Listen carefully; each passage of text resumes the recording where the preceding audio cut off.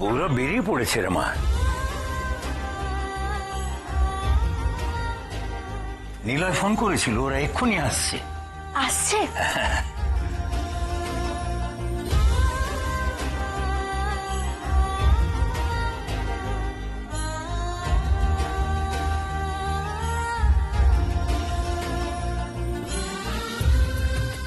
এটা কি? মায়ের আশীর্বাদী সিঁদুর, তোর মা রেখে গেছে।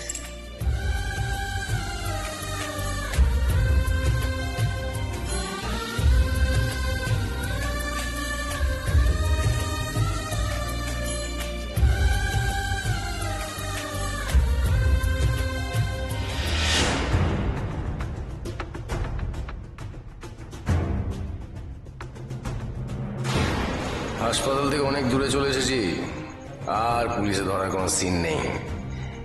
এবার আমি আমার নিজের রাস্তায় যাই।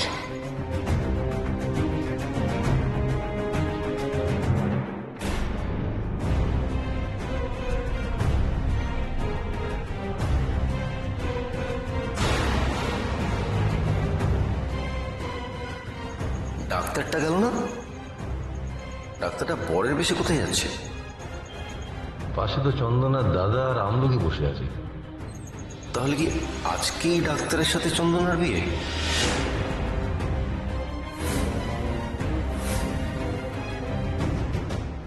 হ্যাঁ, তাই হবে।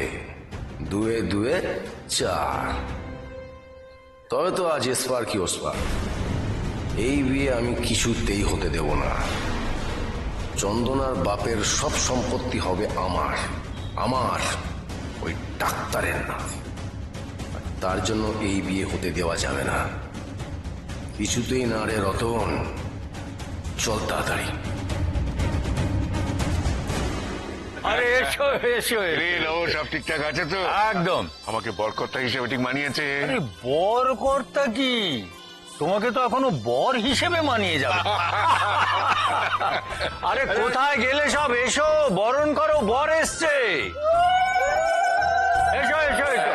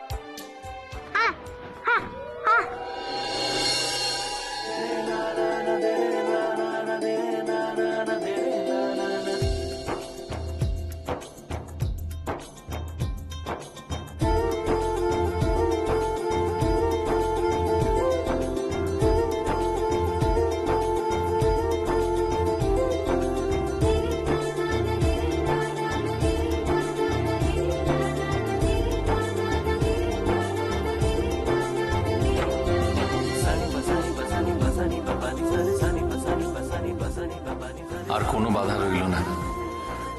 আর কিছুক্ষণের অপেক্ষা, ব্যাস, তারপরেই তুমি আমার সহধর্মিণী।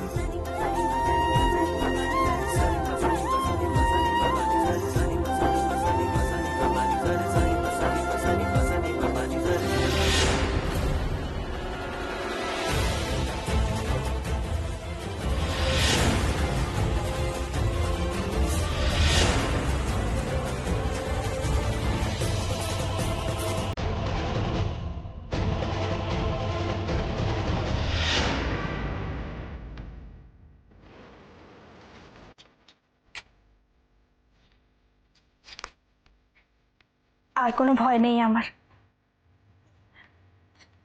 গৌরব এসে গেছে আমাকে ওর সাথে নিয়ে যাওয়ার জন্য।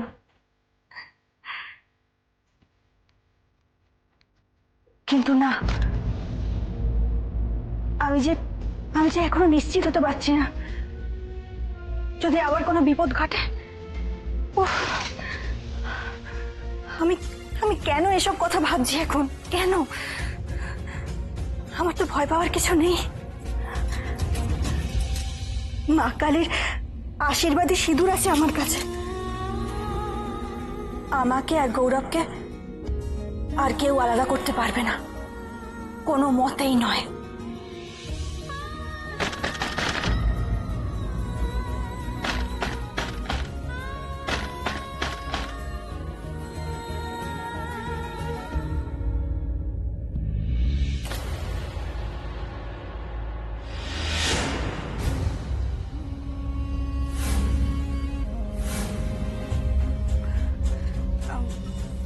এসো না, ভেতরে এসো না, এসো।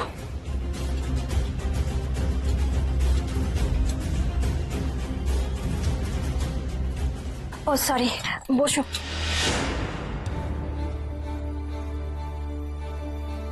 সুন্দর দেখাচ্ছে তোমার। Thank you.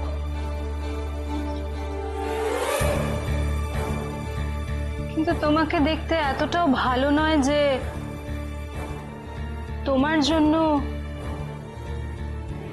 গৌরব আমাকে রিজেক্ট করবে।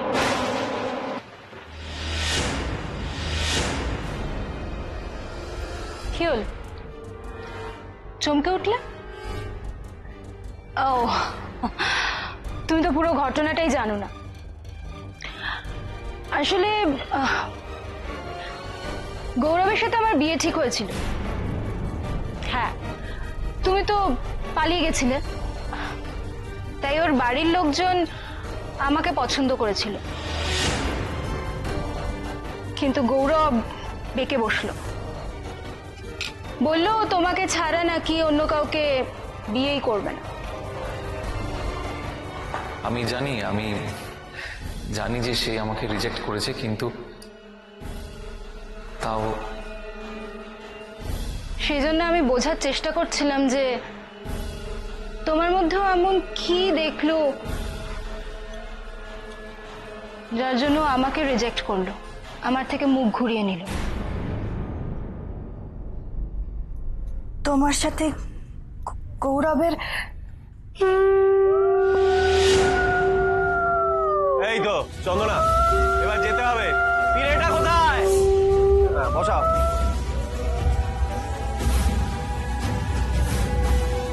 চন্দনা, বসে পড়, বসে পড়, সাবধানে।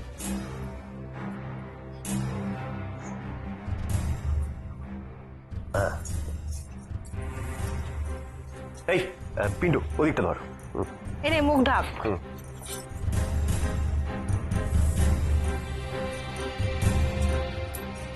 শোন, এই মুখের সামনে থেকে কিন্তু পান পাতা সরাবি না, ঠিক আছে? এটা মনে রাখবি কিন্তু। আবার আবার সরাবি।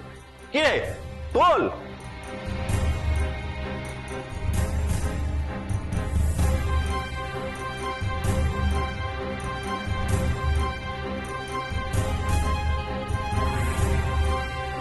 পৃথ্বীশ মারা যাওয়ার পরদিনে তোমাকে ওই বাড়ি ছেড়ে চলে যেতে হবে।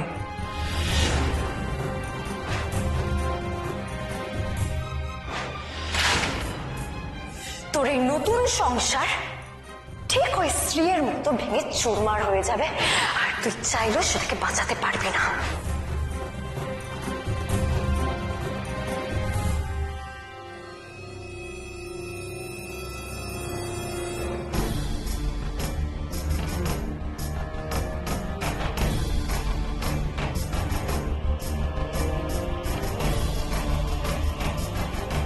আর কথা বাড়িও না, কোনো লাভ হবে না।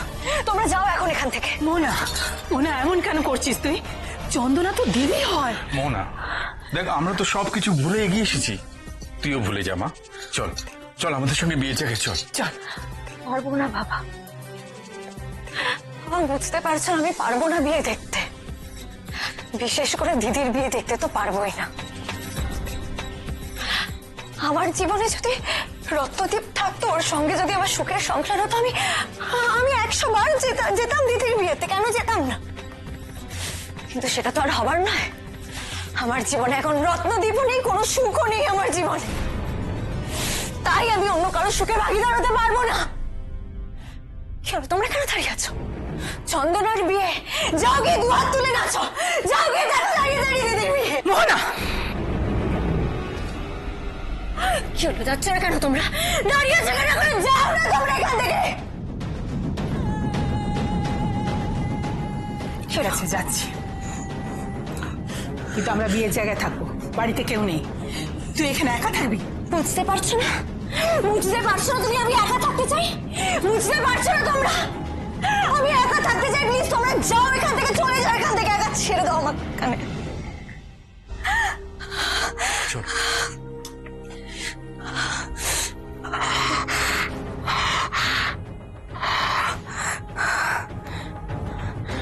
একাই তো থাকতে চাই আমি। একা একা ঠাকুরের কাছে আমি একটাই প্রার্থনা করতে চাই, আমাকে তো সংসারের সুখ দিলে না তুমি ঠাকুর, দিদিও যেন কোনোদিনও সংসারের সুখ না পায়, কোনোদিনও না।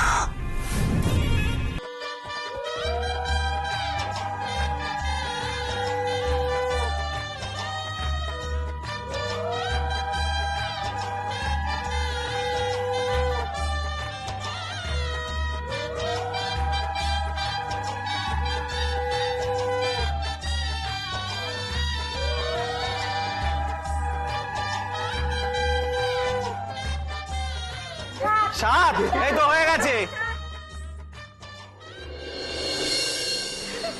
বড় বৌদি কি হলো, পান পাতাটা সরাও এবার। কি গো চন্দনা, তাকাও। বৌদির মনে হয় দাদার মুখ দেখার ইচ্ছে নেই। বলিস না।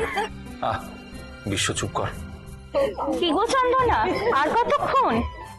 এই চন্দনা, আমার তো হাত পাত কাঁপছে রে, এবার পান পাতাটা সরা প্লিজ, প্লিজ চন্দনা।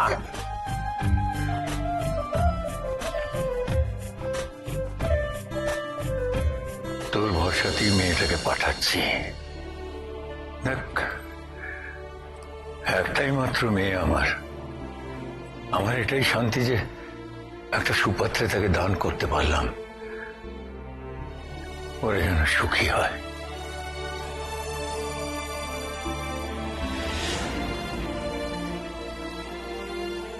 গৌরবের সাথে আমার বিয়ে ঠিক হয়েছিল, কিন্তু গৌরব বেঁকে বসলো, বললো তোমাকে ছাড়া নাকি অন্য কাউকে বিয়েই করবে না।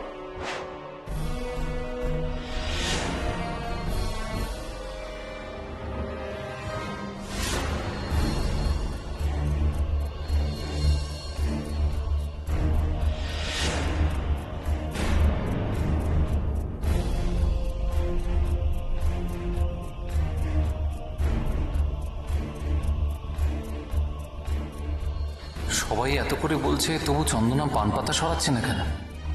কেন? লজ্জায় নাকি অন্য কোনো কারণ?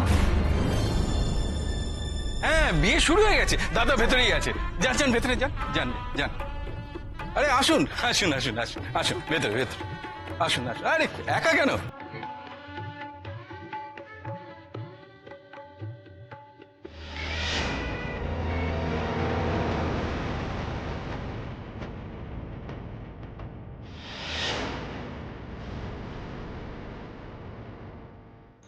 অঙ্কটা তাহলে মিলেই গেল আমার। তার মানে আজ চন্দনার বিয়ে ওই ডাক্তারটার সাথে। চন্দনার এত টাকা, এত সম্পত্তি, সবকিছু হাতিয়ে নেবে ওই ডাক্তারটা। আর চন্দনা আমার বউ হয়েও আমার কপালে জুটবে কাঁচকলা। আমি বেঁচে থাকতে তো সেটা হতে পারে না।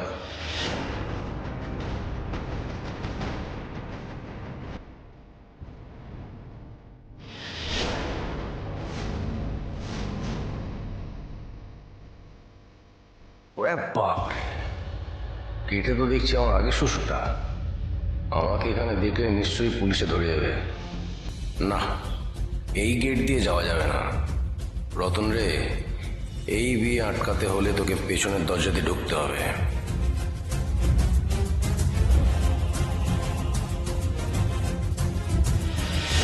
চন্দনা, ও বড় বৌদি,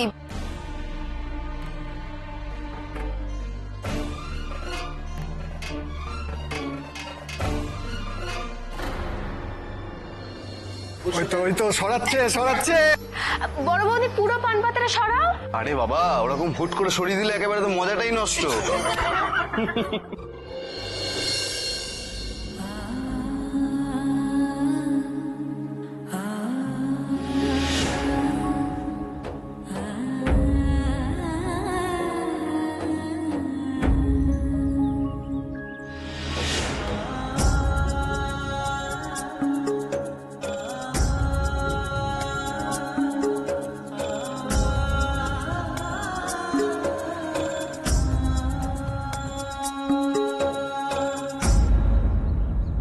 দাদা, এবার মালাটা পড়া। হ্যাঁ, দেরি হয়ে গেছে, দেখি একটু সাহায্য করি।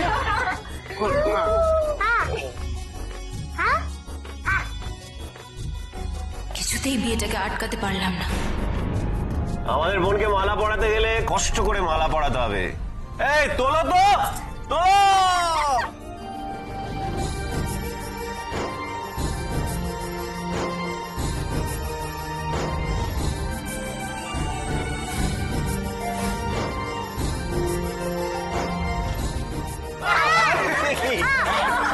কি হলো তোর, আবার কি হলো?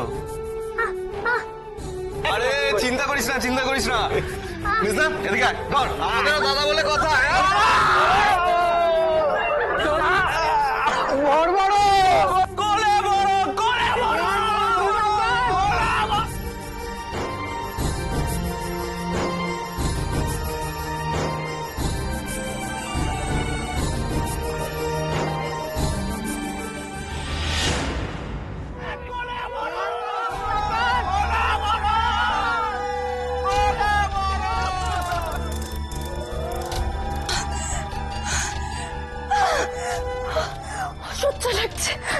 অসহ্য লাগছে আমার এই আওয়াজ। আমি এই আওয়াজ আর শুনতে পারবো না। এই আওয়াজটা এখন সারাক্ষণ হবে, তারপর এখন মন্ত্র শুরু হবে। এখন পারবো না, আমি জাস্ট পারবো না। উফ, এখানে তো আরো জোরে আওয়াজ হচ্ছে।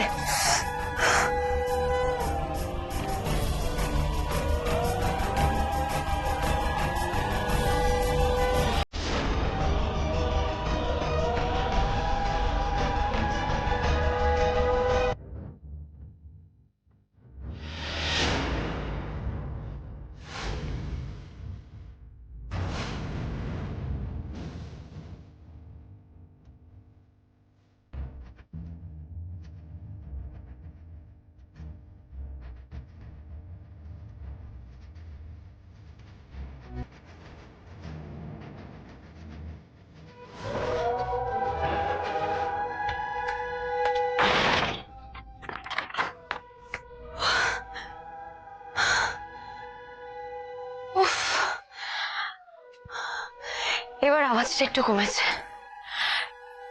এখন ঘরে গিয়ে ঘরের দরজাটা আটকে দেব, আর কোনো আওয়াজ আসবে না।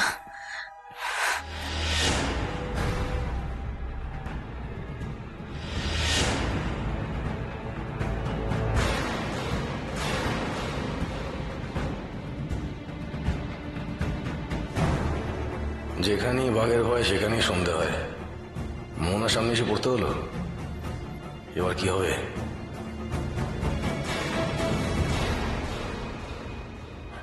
বসো বাবা, এখানে বসো। আজ যেন আর কোনো বাধা না আসে ঠাকুর।